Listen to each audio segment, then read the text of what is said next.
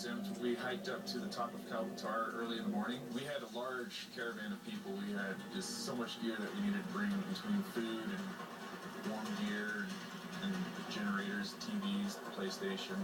It was quite the expedition to get up there. It was awesome. You just had your screen right in front of you, and you're playing there. Right behind the screen, you had these prayer flags flapping in the wind, and then you had Mount Everest right there, and then you also had Nupsi.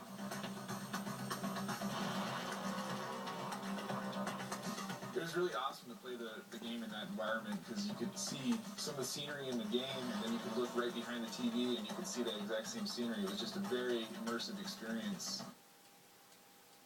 Immersive experience is right. Why go to Everest, to play a video game? Because Will Cruz won a contest by Ubisoft to promote its new game, Farcry 4. He's 23 years old from Utah, challenged to help Farcry 4 set the Guinness Book World Record for playing a video game at the highest altitude, and they did it! Cruz climbed nearly 18,600 feet, dealt with temperatures as low as 17 degrees, and he is with us today. Will, first of all, congratulations to you! Thank you. Did you have any reservations about this? Yeah, I had a few reservations. At first I thought they were going to actually climb Mount Everest, and I feel like my wife would have been a little scared if I had done that, so... I see you looking over to the side of the camera. Is she there?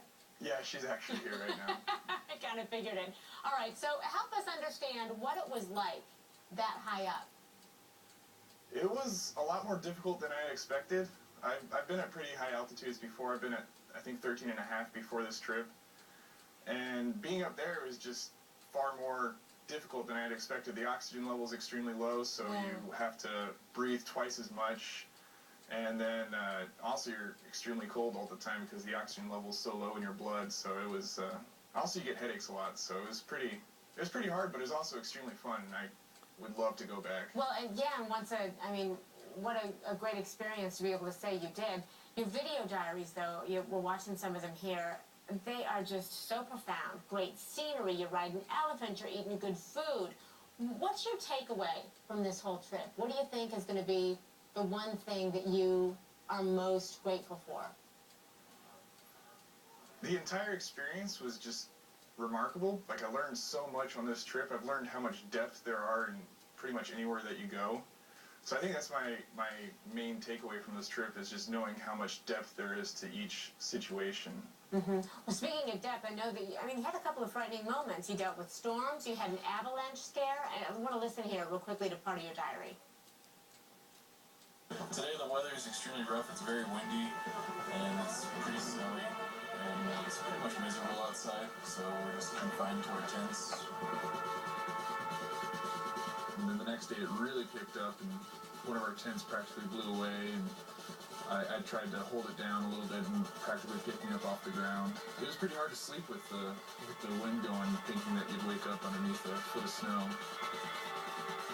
Did you ever have a moment where you thought, I don't know if I'm going to get out of this? Yeah, I did. That blizzard, I kept wondering how we were going to make it out of there, because you couldn't even see the trail that we hiked in on.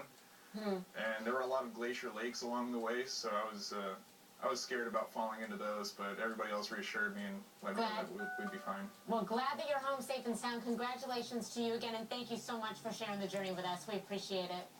Thank you. True Radiance.